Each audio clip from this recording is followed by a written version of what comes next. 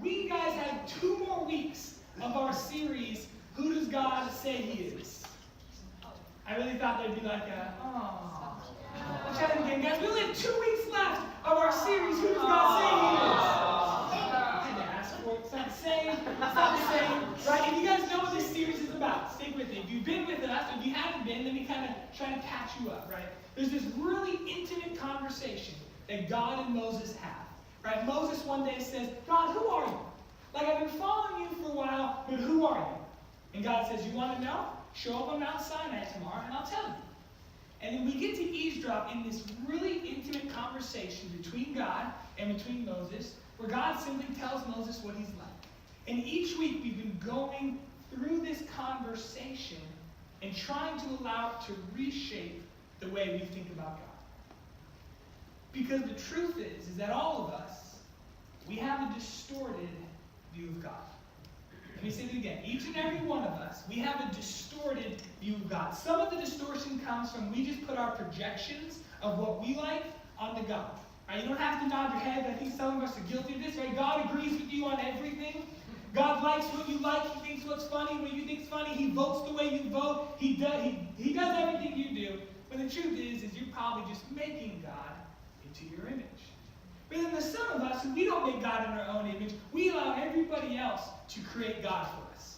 Right? The way that your parents feel about God, well, that's the truth to you. Or that pastor you see on TV, he shapes your image of God. Or the government shapes your image of God. We have a distorted view of God because we've allowed everybody else to shape it. And my hope and prayer is that this series is about tearing both of them down and allowing God, in His own words, and what He says He's like, to form your view of God. So let's read this passage together. Okay? It's Exodus 34, verse 6 and 7. Let's read it together. I know some of you guys have memorized it. You got a free Chick-fil-A gift card. Guys, I got like 5 more gift cards. You memorized Exodus 34, 6 and 7. We're going Sunday school style. You got a Chick-fil-A gift card ready for you. All right, Exodus 34, verse 6 and 7. This is the conversation that we've been listening in on. Let's read it together. I'll read it. You can follow along. Yahweh, the Lord, the God of compassion and mercy. This is God telling Moses what He's like. I am slow to anger and filled with unfailing love and faithfulness. I lavish unfailing love to 1,000 generations. I forgive iniquity, rebellion, and sin. But I do not excuse the guilty. I lay the sins of the parents upon their children and grandchildren. The entire family is affected, even children in the 3rd and 4th generations. I know there's been a couple of you who are dying to get to that last part next week. Stay tuned. We'll be going over that last part. But if you've been with us, right, Trevor, if you want to throw up that little review I made, this is what we've studied together as a family. Let's check it out. We have this pyramid. The very first thing we talked about is that God has a name. Who can shout out what God's name is? Yahweh, right? God is not God's name. God is God's title. Yahweh is His name. We see from this interaction, Yahweh and Moses meet. God sticks out His hand and says, hi, Moses. My name is Yahweh. Blowing Moses' mind. And in one moment communicating that He's actually relational. That you can know this God. That you can be in a relationship with this God. Hi, my name is Yahweh. God is relational. But then we talked about the next week that the name Yahweh in itself, it doesn't mean God all-powerful. It doesn't mean Lord of strength. It really means I'll be with you. And in this moment, the name that God chooses to give is Moses. You don't ever have to fear or worry. I will be with you. I am near to you. We didn't talk about, He said, I am compassionate and merciful. This is where we get the idea that God is a passionate Father. Do you remember we talked about how He feels about you the way that a parent feels about their new baby? That God, think about this, He really just wants to rub cheeks with you. He wants to stare into your eyes and tell you how beautiful you are. He wants to cuddle you and smother you with kisses. God, in a sense, is a little bit of a softie. I am compassionate and merciful. He's basically saying, I'm a softie dad. He then says that He's long nostril. You guys remember that? Yeah? Long nostril is this idea that God He takes deep breaths. He's not ready to strike you down with lightning at the first time you do a sin. He's not up there waiting with pitchforks, waiting to capitalize and jump on you. He's got perfect emotions. It doesn't mean God doesn't ever get angry, but it takes a lot to provoke the anger of God. He has all of his emotions perfectly in check. He's a God of perfect emotions. And in 2 weeks ago, where we left off, we get this idea that God is forever faithful. He's like a redwood tree. Thousands of years, that tree withstands the storms, withstands all the changes in the environment, the ecosystem. That tree stands and remains. God says, I am forever faithful. I will never leave you on the altar. I will never abandon this relationship. You can count on me. And today, you guys, we're going to keep this going. We're going to look at verse 7, which says, if you want to go back, Exodus 34, verse 7, this is where we're going to be. It says, I lavish unfailing love to 1,000 generations. Now that unfailing love is the same unfailing love that he just talked about. And in verse 6, when he said, I am filled with unfailing love and faithfulness. Then in verse 7, he says, I lavish unfailing love. It's the same word. It's the Hebrew word hesed. Okay? So this hesed, God is bringing up again in verse 7. And see, what we're going to do today, wrap up my intro, is that God's going to give us more insight into his hesed type of love. And I believe the insight that he's going to reveal today really has the power to transform us. That if we pause for a second and we allow to see God for what he wants to be seen as, I believe we can leave differently. So can we pray together before we jump into this? God, we need you this morning. Lord, my words will simply create a dull, lifeless, black and white picture of you. But with you, Holy Spirit, you will add color and detail and personality that has the power to change us. And so right now, I pray against any distraction, God, anything that would hinder us from hearing your words, anything that would stop us from connecting with you, we cast that out in the name of Jesus. Yahweh, would you come in this place, meet us here in this temple, and speak to us. In Jesus' name we pray, amen. So I want to start by saying, sometimes in the Bible, this is kind of Bible study 101, sometimes in the Bible, numbers are literal, and sometimes in the Bible, numbers are figurative. Okay? Again, sometimes numbers are literal, sometimes they're figurative. Let me give you an example. There's this conversation in the New Testament between Peter and Jesus. And Peter goes up to Jesus and says, hey, Jesus, how many times do I have to forgive this person? And Peter goes, 7 times. And you guys know how Jesus responds. Jesus says, no, Peter, 70 times 7. Right? Do you guys remember this conversation? Maybe you guys well, I'm not going to lie. As a kid, I actually did the math. And I pulled out my calculator. And I did 70 times 7, which for the math majors out there is 490. And I really thought, sweet, all I have to do is forgive somebody 490 times.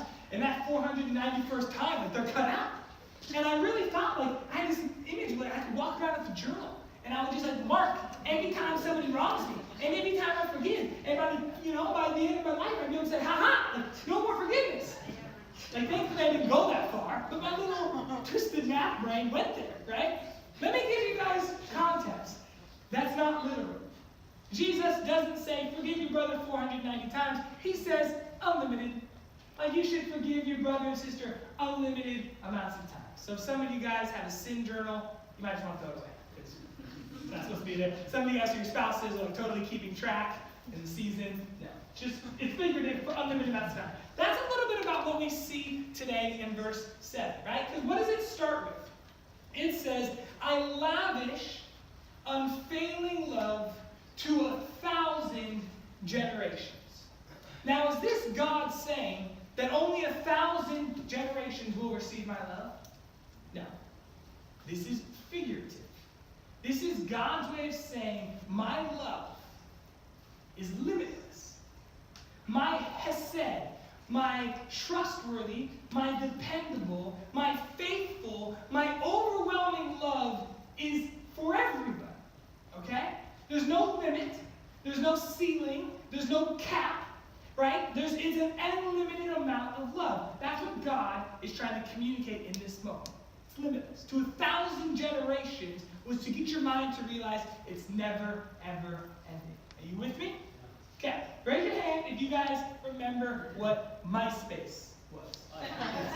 Okay? Some people not. Chris, really? I said MySpace, you have no idea? No, I was thinking. Oh, I was all over MySpace. Nice. Okay, raise your hand. Keep your hand raised if you know what MySpace top 8 is. Yeah. Okay, some people, raise your hand, man. Honesty, keep it high. Raise your hand if you ever got in drama over your MySpace top 8. Some people, right? Okay. Let me get some comments. MySpace top 8, gosh, it was ridiculous. So MySpace was like Facebook before Facebook, okay?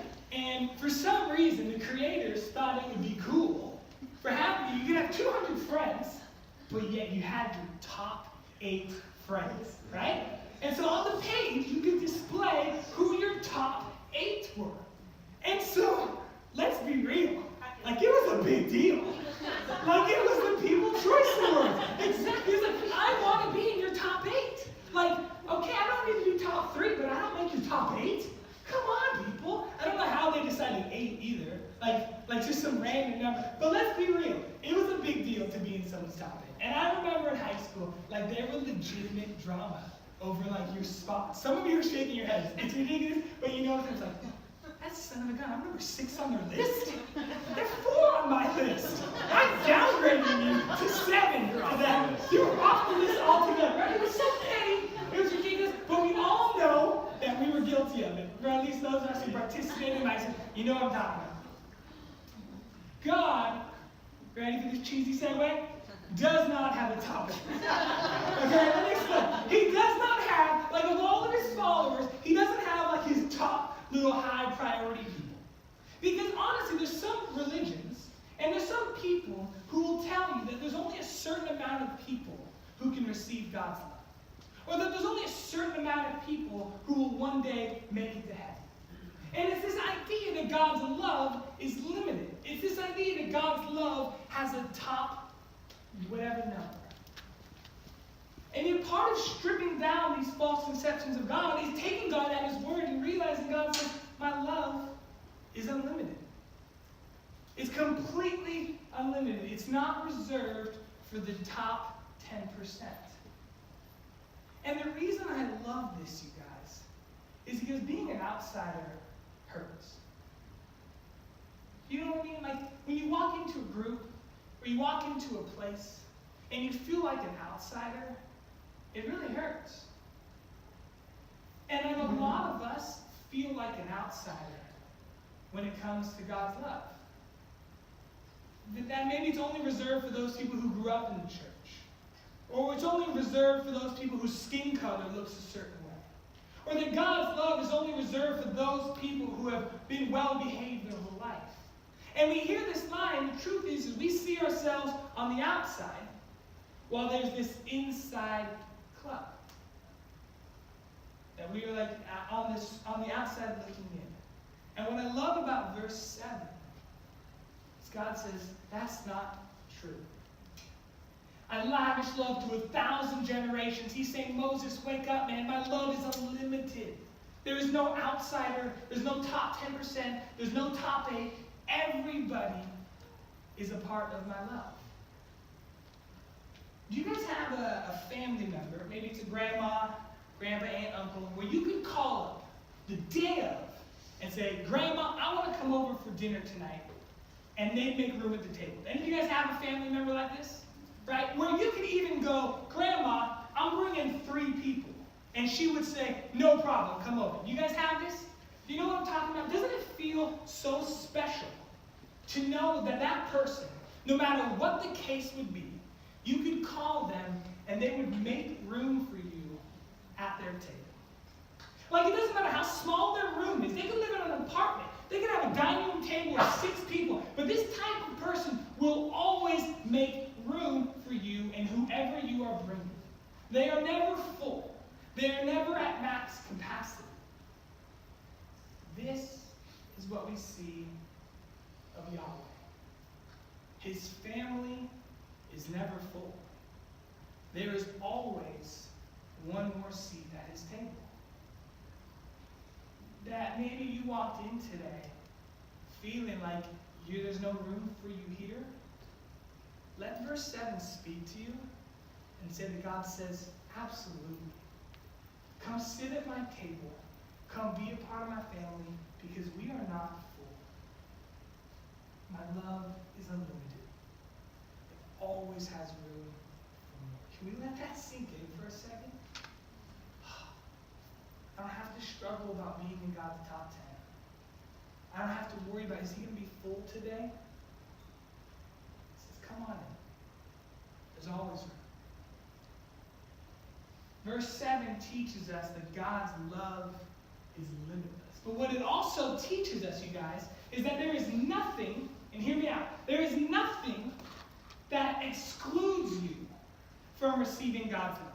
Let me say it again. There is nothing you can do to exclude you from God's love. For example, do you think it's accidental that God uses 3 words to describe sin? He says, I forgive iniquity, I forgive rebellion, and I forgive sin. Maybe your Bible has a definition of wickedness or rebellion. There's 3 words. If you want to show verse 7 for me, Trevor or Brian, if you can, that it says, I forgive 3 words. Let's wait for it. 3, verse 7b. There we go. I forgive iniquity.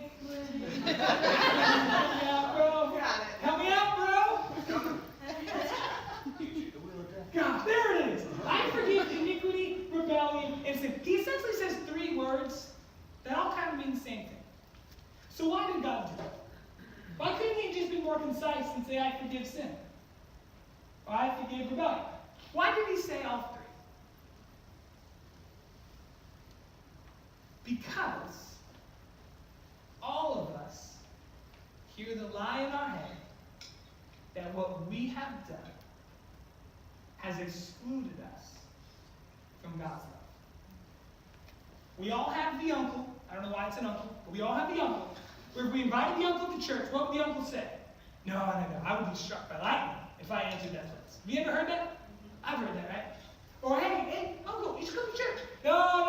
If I ever came, God would just burn me up on the spot. Right? He's ridiculous. That's a little harsh. Bob. But it's their way of saying the truth is I believe that my life and what I've done has excluded me from God's love. Right? It's their way of saying, no, about what I've done, I'm not welcome there. And though it's humor, but that's their way of communicating. And it's really how a lot of people feel. That your divorce, your addiction, your college years, or your present, no, God's love is for those people. I have lost my opportunity. And I think God knows that we hear this lie. And that's why I love in this conversation with Moses. Imagine, he was talking to Moses. He says, Moses, I forgive iniquity. I forgive rebellion. I forgive sin. I imagine this moment. He looks at Moses and he says, do you need me to continue? I forgive immorality. I forgive evil. I forgive anything. He's saying, Moses, do you get the point? That I forgive everything. Do you get the point, Moses? I'm saying 3 words that all communicate the same thing because in your head, you're going to think that you've done something that excludes me from my love. And so I'm going to proactively beat you to the punch and say there's nothing that excludes you from my love. Iniquity, rebellion, sin, evil. Do you need me to continue? And Moses like, I got it, man. You forgive all. I want you guys to hear me today. There is nothing that you have done that has excluded you from receiving God's love. I was on the internet lately. I was reading this blog about this new semi-controversial site called Millionaire Match. Have any of you guys heard about this? My goodness, I'm glad you have. Ready? Millionaire Match. We've all heard of eHarmony. We've all heard of Christian Mingle. Who loves coffee meets bagel out there? Some fans. Nobody else admit it yet. Boom! Coffee meets bagel. Legit. It's another dating website. It's awesome. Millionaire Match, ready? This is an exclusive dating website. Kid you not. Do you know what the qualifications to get on Millionaire Match are? It's two things. It's only two things. What do you think they are? You gotta be rich. What's the second one? Go shallower than money. What's shallower than money? You gotta be hot. You have to be attractive. They literally don't let you on the site unless you're rich and attractive. And guess what? They make you prove it. You have to submit photos. I got lost. I was so curious. I was researching. Can I totally be honest? This is a true story. I'm not proud of it. I came home to Erin and I said, Erin, so I was on Millionaire Match today. And she's like, why are you on a dating list? I'm like, I'm so sorry. I should have said it's for serving prep. I swear. I'm not. So I want to preface, it was one blog led me to one, which led me to another. So my wife loves me, period. But, okay, ready? So I'm researching it, okay? And you literally have to upload photos, and the panel votes if you're good looking enough to be on the site. And then you have to prove your financial records by submitting your tax returns and W-2s. Isn't that crazy? You gotta show, you have to make $250,000 a year, so it's not even real millionaires. You're a bunch of liars, a bunch of hypocrites. $250's a week. Okay, ready? $250,000 is what you need to make, and you must prove it. So this website, and the people on the website, this is what they're communicating. In order for me to be in a relationship with you, you must be attractive, and you must be rich. But that's it. And there's people, hundreds of thousands of people on this website who say, I will not be in a relationship with you unless you are this and this. And so many of us feel that God operates the same way. Like God is sitting up in heaven saying, I will not be in a relationship with you unless you go to church every Sunday, unless you give 10%, unless you stop, put down the Bible, unless you do this and this and this. Many of us honestly think of God like he's a millionaire match guy. And he would never be in a relationship with me. That I'm not attractive enough spiritually, inside. I'm not good enough for God. I don't have anything to offer God. I don't make a lot of money. I don't have any talents. And most people think that God would want nothing to do with you. When in reality, what we see from verse 7, and what we've been seeing from this entire conversation, is that God is the exact opposite. So many of us, we get emotional thinking that we look in a mirror, and if we're honest, a lot of us deem ourselves not worthy of love. That in my current state, I'm not that loving. Maybe because you're not working right now. Maybe because you're not loving the way you're looking. Maybe because you just got fired, you just got broken up with, and it leaves you in a state where you're honestly wrestling with, I don't know if I'm lovable right now. And would you pause and listen as God says, you are. I see you. I see all of your sin. I see all of your brokenness. I see all of your nothingness. And I deem you worthy of love. I am the exact opposite of millionaire match, God says. Bring on the broken. Bring on the poor. Bring on the spiritually ugly. You can have a seat at my table. I will be in a relationship with you. Isn't that incredible? This is Yahweh. Bring on the poor and broken. I will be in a relationship. Wow. That gives me peace. That gives me rest. And what I love, verse 7, you guys, is not only has God given us insight into his love, right? It's limitless, and that it's for everybody, and that nothing excludes you. But stay with me here. Verse 7 is special and dear to my heart because it also tells us how to be transformed by God's love. Let me explain that. I don't know about you guys, but I don't come to church or I'm not in a relationship with God just to get smarter. I'm not in it to get some gold star. I'm a follower of of Jesus because I want my life transformed. I want in the best way to have my life flipped upside down and fall into the arms of God and be completely changed from the inside out. I'm not in it just for head knowledge. I truly want to be changed. And I hope there's some of you guys out there who want the same thing. That you want to be wrecked in the best way by God's love. Verse 7 tells us how that's possible.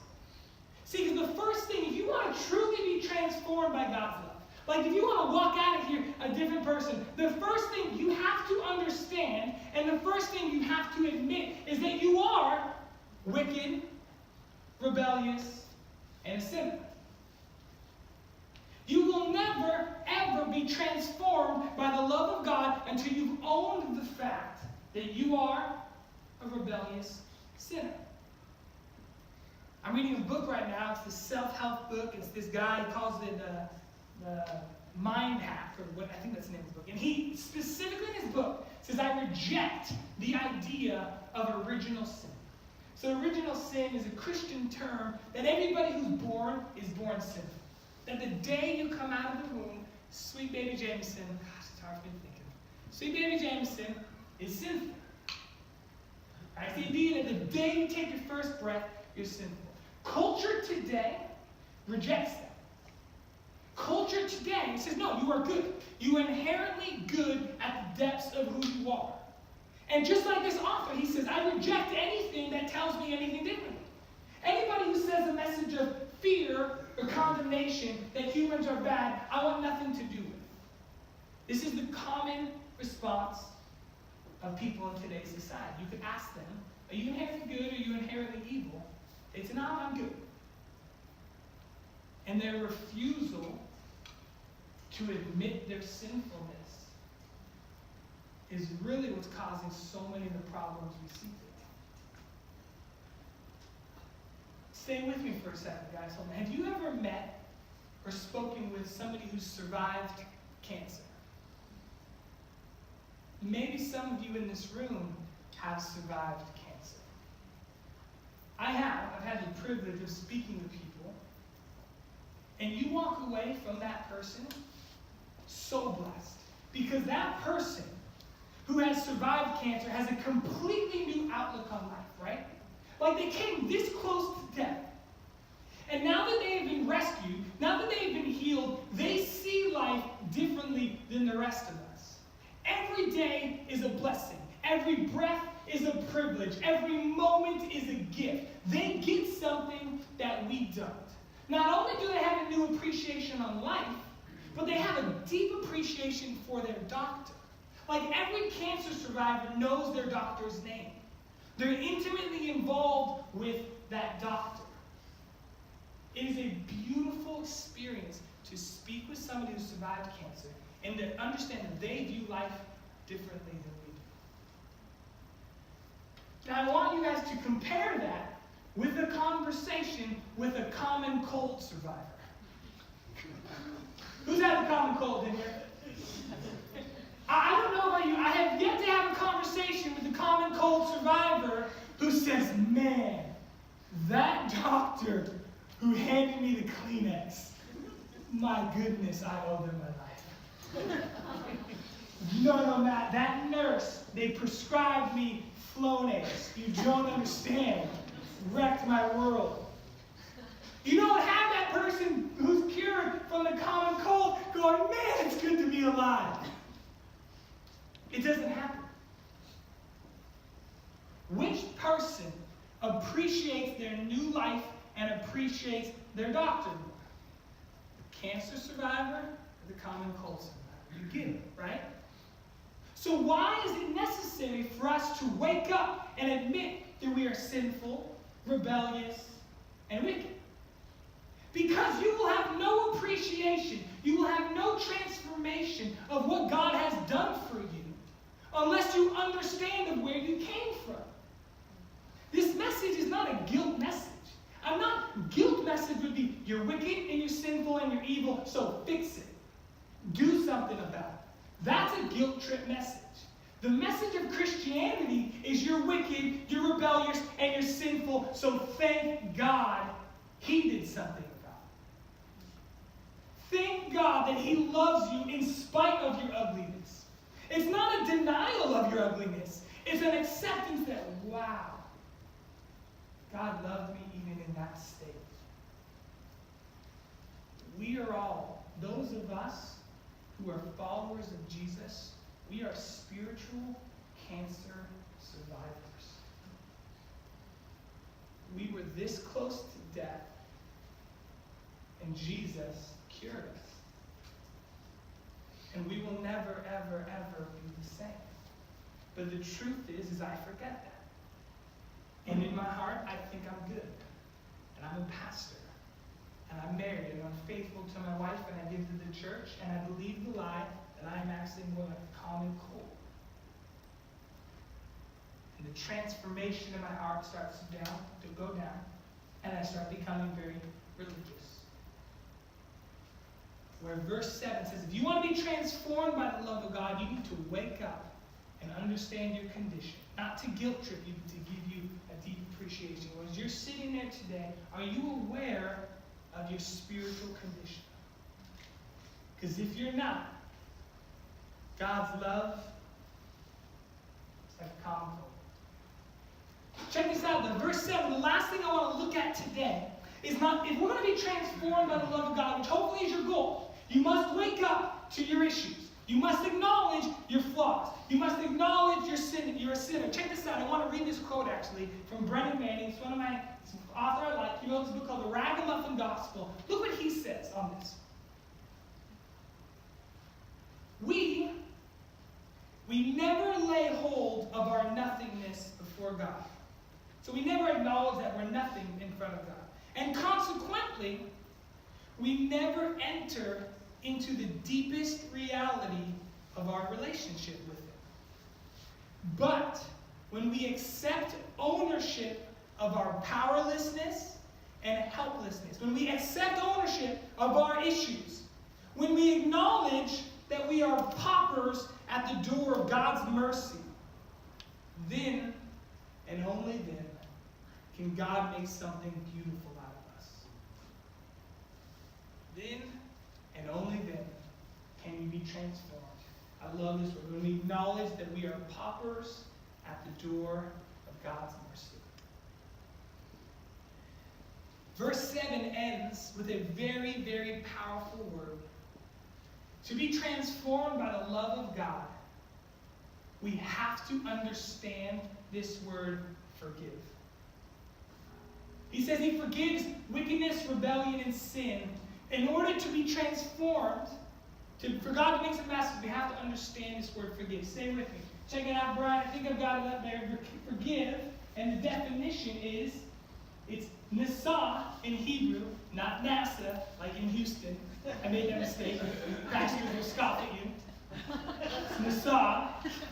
It's nasa. It's Hebrew. And you know what it literally translates out to? This is a literal translation. It means to lift, to bear, to carry, or to take. You have to understand this if you're going to be transformed by God's love. That forgive, it really means to lift, to bear, to carry, or to take. Now, with that in mind, reread verse 7. Instead of saying, I forgive iniquity, rebellion, and sin, it's more accurate to say, I lift your sin, I carry your shame, and I bear your iniquity.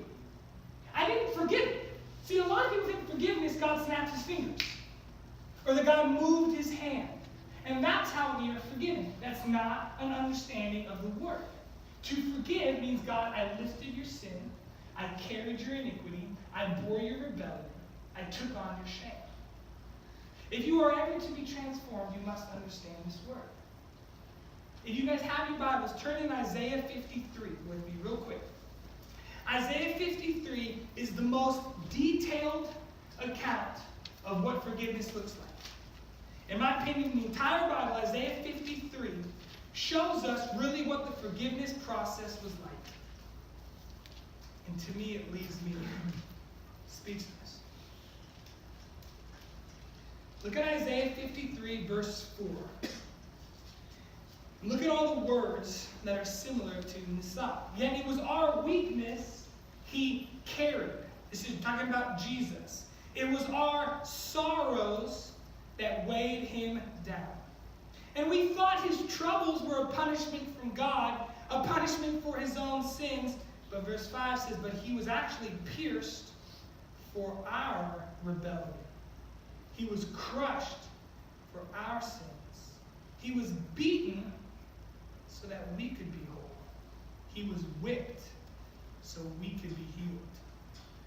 All of us, verse 6, like sheep, have strayed away. We have left God's paths to follow our own. Yet the Lord laid on him the sins of us all. Look at 11, verse B. And because of his experience, aka because of Jesus on the cross, my righteous servant will make it possible for many to be counted righteous, for he will bear their sins. See, forgiveness is free for me and you, but it wasn't free for God. Have you paused to understand that forgiveness is completely free to us, yet it cost God everything? See, he was whipped so that we could be healed. He was beaten so that we could have life. He was pierced so that we could be whole. God didn't snap his fingers. He sent his son. And so if we are wicked and we are rebellious and we are sinful, then why on earth would somebody sacrifice their son, pierce and whip and beat their son for us? And the answer is nothing but God loves us. He is so in love with you. He is so madly obsessed with you that it was a price he was willing to pay. He didn't think twice. He didn't weigh the pros and cons. He said, I love you so much, I will pierce my son. I will have him sacrificed for you.